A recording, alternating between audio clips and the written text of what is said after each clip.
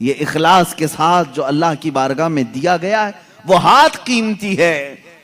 عزیزان گرامی وقار، سخاوت انسان کے لیے کیا درجہ رکھتی ہے، حدیث سے سن لو۔ حضور صلی اللہ تعالی علیہ وسلم نے فرمایا سخاوت جنت کے درختوں میں سے ایک درخت ہے۔ کیا ہے؟ درخت ہے سخاوت۔ سخاوت تو کوئی ہارڈ لفظ میں نہیں کہہ رہا ہوں، سب کو معلوم ہے۔ دینے والے آدمی کو، اس کو دانی آپ کہتے ہو اپنی زبان میں، بہت دانی ہے، دیالو ہے یا فیاض ہے یا سخی ہے۔ سخاوت جنت کے درختوں میں سے ایک درخت ہے اور اس کی شاخیں دنیا میں پھیلی ہوئی ہیں۔ یہ حدیث ہے۔ حضور صلی اللہ علیہ وسلم فرماتے ہیں اب دنیا میں جس نے اس کی شاخ پکڑ لی، جو دنیا میں سخاوت کیا، گویا کہ اس درخت کی شاخ کو اس نے پکڑ لیا، میرے آقا فرماتے ہیں یہ شاخ اسے اپنی جڑ تک جنت میں لے جائے گی۔ وہ پکڑ لیا ہے شاخ کو اور یہ شاخ اسے اپنی جڑ جو جنت میں درخت ہے وہاں تک لے جائے گی۔ اور میرے آقا صلی اللہ علیہ وسلم نے فرمایا بخالت، کنجوسی، مال کو دبا کر کے رکھنا، اس کے بھی 3 درجے ہیں الگ الگ۔ بخالت الگ الگ قسم کی ہے۔ ایک بخالت تو یہ ہے کہ اپنے پہ تو خرچہ کرتا ہے لیکن دوسروں کو نہیں دیتا، اپنے پہ خرچ کرتا ہے دوسروں کو نہیں دیتا، یہ بھی بخیل ہے۔ ایک اس سے بھی اعلیٰ قسم کا بخیل ہے، ڈینجر قسم کا کنجوس، نہ دوسروں پہ خرچ کرتا ہے نہ اپنے پہ خرچ کرتا ہے۔ وہ پھر کیوں مال کماتا ہے؟ وہ ایسا ہی کتا ہے جو بیل کے چارے پہ بیٹھا ہوا ہے۔ بیل کے چارے پہ بیٹھنے والا کتا معلوم ہے؟ گھاس پہ، بیل گھاس کھاتا ہے، بکری گھاس کھاتی ہے، لیکن کتا اس چارے پہ بیٹھا ہوا ہے، نہ بکری کو کھانے دیتا ہے نہ خود کھاتا ہے۔ کتا گھاس نہیں کھائے گا اور نہ بکری کو کھانے دے گا۔ اس طرح بہت سارے کتے بیٹھے ہوئے ہیں۔ اب لفظ اگر سخت لگ رہا ہے تو معاف کریں، لیکن یہ حقیقت ہے۔ جو اس طرح کے مال پر جمے بیٹھے ہوئے ہیں وہ اسی کتے کی طرح ہیں جو نہ خود کھا سکتے ہیں نہ دوسرے کو کھانے دیتے ہیں۔ تو یہ بخالت کا اعلیٰ درجہ ہے۔ اور یہ کیا ہے بخالت؟ حدیث پاک میں ہے بخالت دوزخ کے درختوں میں سے ایک درخت ہے، جہنم کے درختوں میں سے ایک درخت ہے، اس کی شاخیں دنیا میں پھیلی ہوئی ہیں۔ جس نے کنجوسی کی، جس نے بخالت کی، اس نے اس بخالت کے درخت کی شاخ کو پکڑ لیا، اب یہ شاخ اسے اپنے جڑ جہنم تک لے کر جائے گی، وہ دوزخ تک اسے لے جائے گی۔ بخیل آدمی دوزخ میں لے جائے گا۔ حدیث ہے السخی قریب من اللہ وقریب من الملائکۃ وقریب من الناس وبعید من النار۔ حضور فرماتے ہیں سخی آدمی اللہ سے قریب ہے، فرشتوں سے قریب ہے، جنت سے قریب ہے، تمام انسانوں سے قریب ہے، دوزخ سے دور ہے۔ والبخیل بعید من اللہ وبعید من الملائکۃ وبعید من الجنت وبعید من الناس وقریب من النار۔ حضور فرماتے ہیں اور بخیل آدمی، کنجوس آدمی اللہ سے دور ہے، فرشتوں سے دور ہے، انسانوں سے دور ہے، جنت سے دور ہے، لیکن دوزخ سے بہت قریب ہے، دوزخ سے زیادہ قریب ہے۔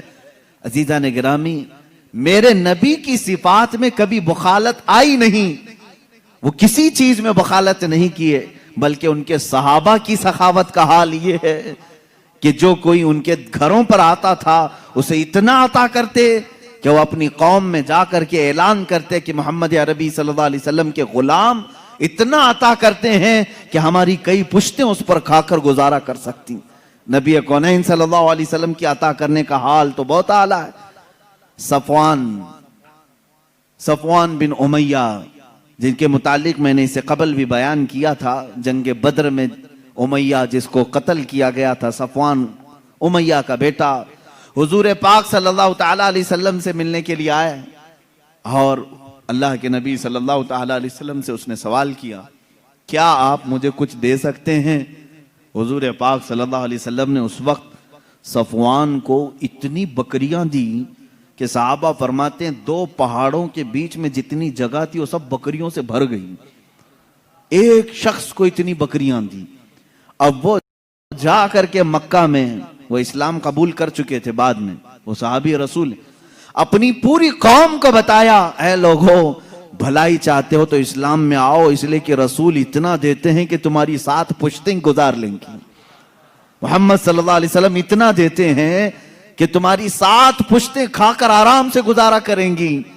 حضور اکرم صلی اللہ تعالی علیہ وسلم کی زندگی پاک میں جب کبھی کسی نے آپ سے کسی چیز کا سوال کیا اور اگر اس وقت آپ کے پاس نہ رہا مال تو کیا حضور منع کر کے کل کے لیے ٹال دیتے؟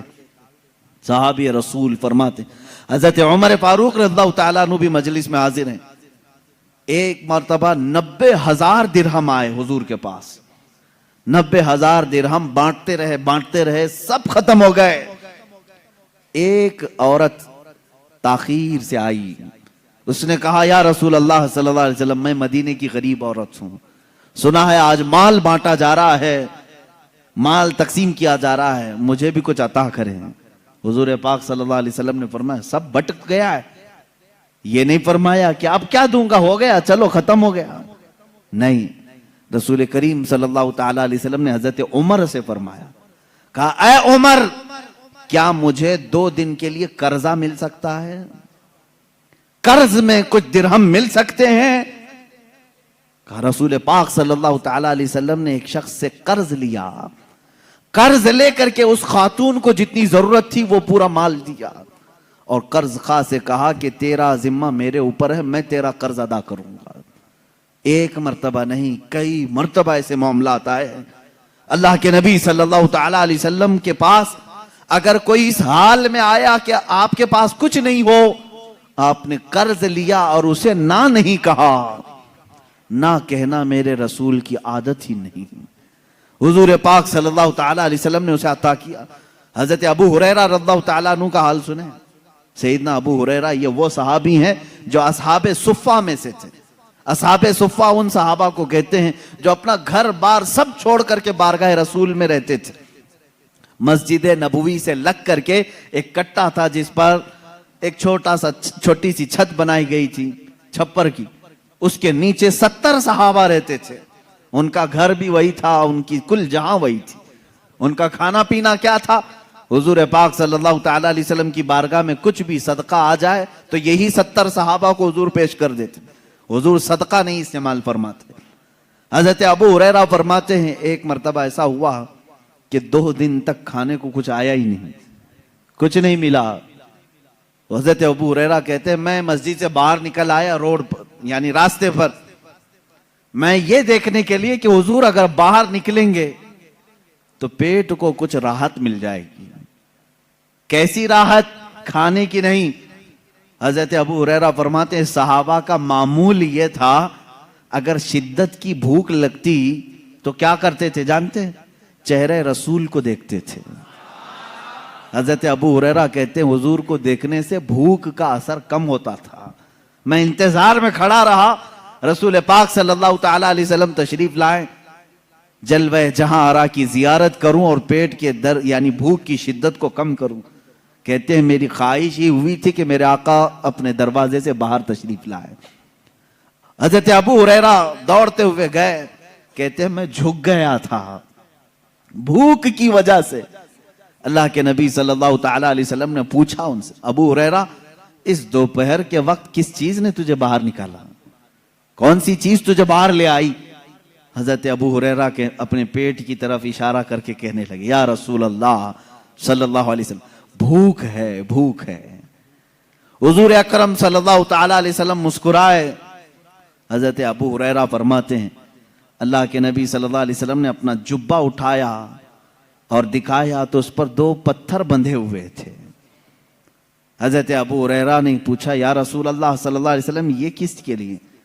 میرے آقا صلی اللہ علیہ وسلم نے فرمایا ابو ہریرہ پچھلے 3 دن سے میرے گھر میں بھی فاقہ ہی ہے لیکن اس پر بھی مسکراہٹ ہے، شکوہ و شکایت نہیں۔ فاقہ تو میرے آقا کا شوق تھا، ورنہ وہ مالک و مختار رسول ہیں، ان کے لیے دسترخوان جنت سے اتارے جائیں، فاقہ میرے آقا کا شوق تھا۔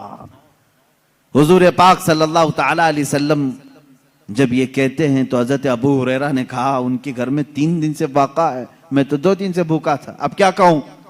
لیکن یہاں پر بھی نہ کہنا میرے آقا کی عادت نہیں.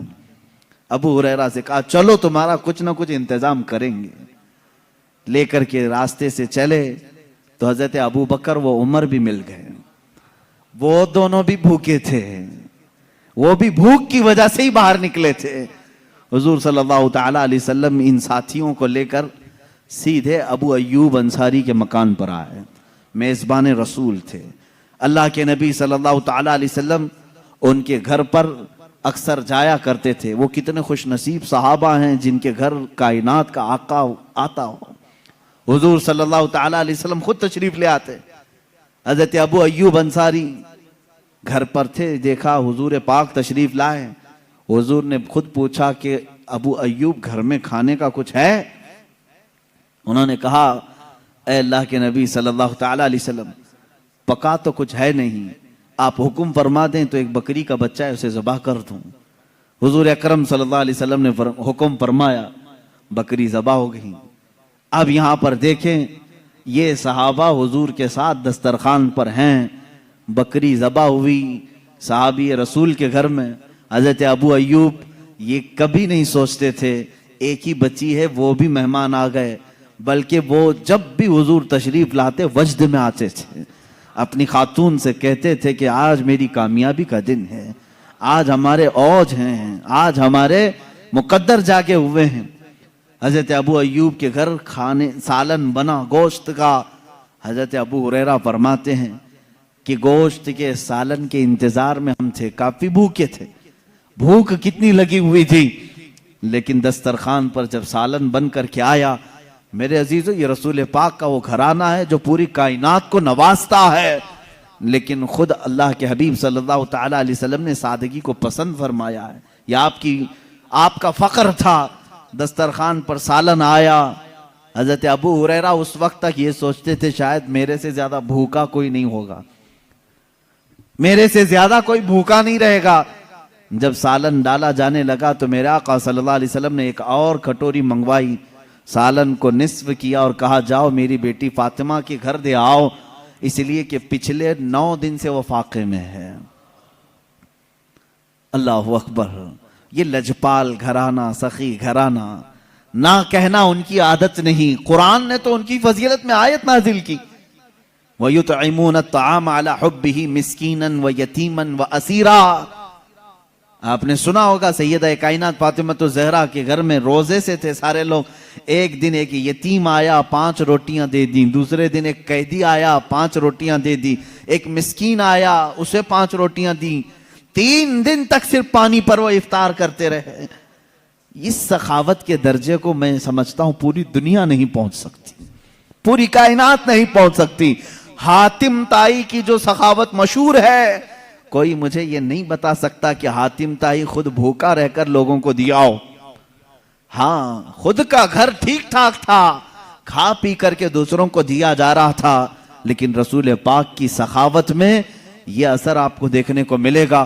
اللہ کے نبی صلی اللہ تعالی علیہ وسلم نے فقر کو اختیار کیا, لیکن امت کو ہمیشہ مالدار دیکھا, امت کے نصیبے کو ہمیشہ بلند فرمایا. جو نہ بھولا ہم غریبوں کو رضا, یاد اس کی اپنی عادت کیجیے. میرے عزیزو, بعض لوگوں کو یہ غلط فہمی نہ ہو جائے, رسول پاک صلی اللہ تعالی علیہ وسلم اگر مالک و مختار تھے تو پیوند لگا لباس کیوں پہنتے تھے؟ کھجور کے رہتے, سونے کی کرسی پر بیٹھتے. آپ مجھے بتاؤ اس سنت پر اگر امت کو عمل کرنا ہوتا تو کیا کرتی؟ حضور کی ہر سنت پر عمل کرنے کی خواہش امتی کی ہے یا نہیں؟ میرے آقا جیسے جیسے کرتے تھے اس کو سنت کہتے ہیں.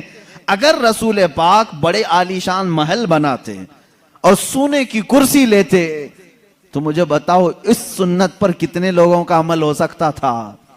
حضور کی پوری زندگی ایسی عادتیں ہیں کہ بغیر چھت والا غریب بھی میرے آقا کی سنت پر عمل کر سکتا ہے. حضور کی سنتوں پر عمل کرنا ہر امت کے لیے آسان ہے. اسی لیے میرے آقا صلی اللہ تعالی علیہ وسلم نے ہائی پروفائل کی زندگی اختیار نہیں کی, کیونکہ امت پر دشوار نہ ہو, امت میری اداؤں پہ اور سنتوں پہ عمل کرنے میں دشواری محسوس نہ کرے. اب آئیں اللہ کے نبی صلی اللہ تعالی علیہ وسلم جو بے انتہا عطا کرتے تھے، بے حساب نوازتے تھے، اس کی چند مثالیں میں عرض کروں۔ بارگاہ رسالت مآب صلی اللہ تعالی علیہ وسلم سے کس کو کیا ملا ہے، یہ وہ لوگ بتائیں گے جن کو ملا ہے۔ صحابہ اکرام رضوان اللہ تعالی علیہ مجمعین کی عادت یہ تھی، بیمار ہوں تو رسول پاک کے پاس آ جاتے، اپنی پیٹ کے درد کی شکایت لے کر آئے، کوئی آنکھوں کی نابینا ہونے کی شکایت لے کر آئے، کوئی زبان کے گونگا ہونے کی شکایت لے کر کے آئے، اور ہر ایک کو میرے آقا صلی اللہ علیہ وسلم نے عطا کر کے بھیجا ہے۔ پیٹ کے درد والے کو پیٹ کے درد سے شفا، اور گونگے کو زبان، نابینا کو آنکھیں، لنگڑے شخص کو پاؤں، یہ تمام چیزیں رسول کریم صلی اللہ تعالی علیہ وسلم کے دربار سے عطا کی گئی۔ اب مسئلہ یہاں آتا ہے، اب جب ہم یہ بیان کرتے ہیں رسول سخی تھے، بے حساب عطا کرتے تھے، تو کچھ لوگ کہتے ہیں ہمیں ایکسپٹ ہے اس چیز کا، ہم مانتے ہیں، لیکن وہ ان کی زندگی میں تھا، اب تو وہ قبر میں جا چکے، اب وہ قبر میں جا چکے، اب تم مت مانگو۔ تو اس لیے اب میں اپنے ٹاپک کو بعد وفات حضور کی سخاوت پر ہی کہنا چاہوں گا۔ حضور کی وفات کے بعد وہ کیا کیا عطا کرتے ہیں۔ میرے عزیزو، مثالیں یہاں ہمارے پاس جتنی موجود ہیں کتابوں میں، حضور کی حیات سے زیادہ وفات کے بعد کی ہیں، کیونکہ میرے آقا صلی اللہ تعالی علیہ وسلم اپنی ظاہری حیات میں 63 سال تک رہے، لیکن وفات ہو کر کے اب 14 صدیاں قریب آ گئی ہیں، یعنی 1390 سال سے زیادہ قریب ہو گئے۔ اللہ کے حبیب صلی اللہ تعالی علیہ وسلم کی اتنے لمبے عرصے میں کیا امت کو کبھی کچھ نہیں ملا وہاں سے؟ جس کو نہیں ملا ہوگا وہ الگ بات ہے، لیکن جن کو ملا ہے وہ وقت کے تاجدار ہیں، محدثین ہیں، فقہاء ہیں، علماء ہیں، جن کے جھوٹ بولنے کے متعلق کبھی امت تصور نہیں کر سکتی۔ اتنے سارے لوگوں نے روایات کیا ہے میرے آقا صلی اللہ تعالی علیہ وسلم کی عطا کے سلسلے میں۔ حافظ الحدیث محمد ابن منقدر رضی اللہ تعالیٰ بڑے حدیث کے حافظ ہیں۔ حافظ کہتے ہیں جس کو 1,00,000 سے زیادہ حدیثیں یاد ہوں، یہ محدث ہیں۔ حافظ محمد رحمہ اللہ یہ فرماتے ہیں، مدینہ طیبہ میں ہم رہتے تھے، میرے باپ کے پاس ایک شخص نے 80 دینار یا 80,000 جو بھی ہے 80 دینار امانت کے طور پر رکھا، اور وہ تجارت کی غرض سے یا پھر کسی کام کی غرض سے باہر چلا گیا، اور اس نے میرے باپ سے کہا تھا کہ جب میں آ جاؤں تو مجھے میری امانت واپس کر دینا، لیکن جب تک تیرے پاس ہے چاہے تو استعمال کر لینا، اجازت اگر دیا ہے امانت دار تو آپ امانت کا استعمال کر سکتے ہیں، لیکن جب وہ واپس آئے تو اسے امانت لوٹا دی جائے۔ حافظ الحدیث محمد رحمہ اللہ فرماتے ہیں میرے باپ کو 80 دینار دیے اس شخص نے، اور پھر وہ چلا گیا۔ میرے والد نے ضروریات کے مطابق خرچ کر لیا، انہوں نے سوچا وہ لمبا وقت لگے گا آنے کے لیے، اسے تقریباً پورے 80 دینار خرچ ہو گئے۔ اتفاق ایسا کہ وہ بہت جلدی واپس آ گیا، اور اس نے سوال کیا کہ میں نے جو امانت آپ کے پاس رکھی تھی وہ مجھے واپس دیتے ہیں۔ یہ حافظ الحدیث مدینہ طیبہ میں رہنے والے حضور صلی اللہ تعالی علیہ وسلم کی وفات کے کئی سو سال بعد تشریف لائیں، کئی دہائیوں کے بعد تشریف لائیں۔ اب یہ کہتے ہیں میرے والد گھبرا گئے کہ میں اس کی امانت کو کیسے لوٹاؤں۔ 80 دینار اسی وقت فوراً لا کر کے پیش کرنا یہ معمولی بات نہیں تھی۔ آپ نے کہا مجھے 1 دن کا وقت دے دے، کل تک میں انتظام کرنے کی کوشش کرتا ہوں۔ اب ان کو شرمندگی لاحق ہو گئی، میں نے اس کی امانت کا استعمال کر لیا، بدنام نہ ہو جاؤں، اور انتظام کروں تو کہاں سے کروں۔ حافظ الحدیث رحمہ اللہ فرماتے ہیں میرے باپ سیدھے قبر رسول کے پاس آ گئے، روضہ رسول کے پاس بیٹھ کر رونے لگے، اور میں نے دیکھا ظہر سے عصر تک، عصر سے مغرب تک، مغرب سے عشاء، عشاء سے فجر تک وہ وہیں قبر رسول کے پاس بیٹھے رہے، روتے تھے، بار بار بارگاہ رسول صلی اللہ تعالی علیہ وسلم سے اتنا کہتے تھے کہ میرے آقا میری عزت کی حفاظت کر لیں، میری لاج رکھ لیں، میں نے وہ امانت خرچ کر دی، اب میرے پاس دینے کی طاقت نہیں۔ فجر کی نماز ہوئی، حافظ الحدیث محمد ابن منقدر رحمہ اللہ فرماتے ہیں ایک شخص مسجد نبوی شریف میں داخل ہوا، نماز ادا کی، فوراً یہ ہمارے والد کے پاس آیا اور ایک تھیلی ان کے سامنے پیش کی جس میں 80 دینار رکھے ہوئے تھے. کہا یہ لو میری طرف سے نذرانہ ہے. حضرت حافظ الحدیث کے والد کہتے ہیں میں نے گنا پورے 80 دینار تھے. اس کے بعد میں شکر بجا لایا کہ مجھے کوئی تو دینے والا آیا ہے، لیکن جاتے جاتے اس شخص نے پوچھا کہ اے بندے کیا تو نے کل سے حضور سے شکایت لگا رکھی ہے؟ کل سے تو حضور کی بارگاہ میں شکایت لگا رکھی ہے؟ یہ کہتے ہیں میں کھڑا ہو گیا، میں نے پوچھا دینے والے تو نے نذرانہ کہہ کر کے دیا، میں نے حضور سے شکایت کی ہے یا نہیں کی ہے، اس سے تیرا کیا تعلق ہے؟ وہ کہتا ہے بات در حقیقت یہ ہے کل میرے رات میں معراج ہو گئی، میرے آقا تشریف لائے خواب میں اور تیری طرف مجھے اشارہ کر کے بتایا کہ اس شخص کو 80 دینار کی ضرورت ہے، تو اپنے گھر سے لے جا کر دے دے، یہ تیرا قرض میرے اوپر رہے گا.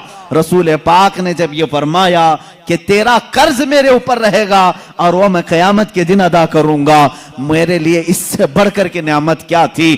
اے بندے تو مانگنے والا نہیں، میرے لیے جنت لے کر کے آیا ہے، مدینہ طیبہ میں تو آیا ہے جس کی وجہ سے مجھے قیامت کے دن میرے آقا کی شان سے انعام ملیں گے. عزیزان گرامی، حافظ الحدیث رحمت اللہ تعالی علیہ فرماتے ہیں میں نے وفات رسول کے بعد بھی قبر رسول سے سخاوت کو دیکھا ہے، جود و سخا کو دیکھا ہے. کون دیتا ہے دینے کو منہ چاہیے، دینے والا ہے سچا ہمارا نبی. میرے اعلیٰ حضرت فاضل بریلوی رحمت اللہ تعالیٰ علیہ میرے آقا صلی اللہ تعالیٰ علیہ وسلم کی بارگاہ میں اسی چیز کا حوالہ دیتے ہوئے کہتے ہیں حضور پاک صلی اللہ تعالیٰ علیہ وسلم کی بارگاہ میں مانگیں گے مانگے جائیں گے، منہ مانگی پائیں گے. سرکار میں نہ لا ہے نہ حاجت اگر کی ہے، یہاں اگر مگر پہ بھی نہیں دیا جاتا اور نہ بھی نہیں کہا جاتا. ایک دو نہیں کئی مثالیں ہیں. ایک مرتبہ حاجیوں کا ایک قافلہ حج کے لیے نکلا، اس میں ایک غریب آدمی کو خدمت کے لیے انہوں نے رکھ لیا، اس کا نام برا تھا. برا شخص حاجیوں کے خدمت کے لیے نکلا تھا. اب غریب آدمی سیٹھوں کی خدمت کر رہا تھا. حج ہوا، ظاہر سی بات ہے امیروں کا جیسے حج ہوا غریب کا بھی حج ہو گیا. گیا تھا خدمت کے لیے، جیسے آج بھی ٹور والوں کے ساتھ باورچی چلے جاتے ہیں ان کا بھی حج ہو جاتا ہے. کھانا پکانے کے لیے گئے تھے لیکن حج بھی ہو گیا. اب حج ہونے کے بعد مدینے آئے تو سارے سیٹھوں نے مل کر اس کا مذاق اڑایا. کہا برا تو طفیلی حج کر لیا، پیسے تو کچھ لگایا نہیں، ہماری خدمت کے لیے آیا اور حج ہو گیا، پتہ نہیں تیرا قبول ہوا بھی کہ نہیں ہوا. غریب کو تانا مت دو میرے عزیزو.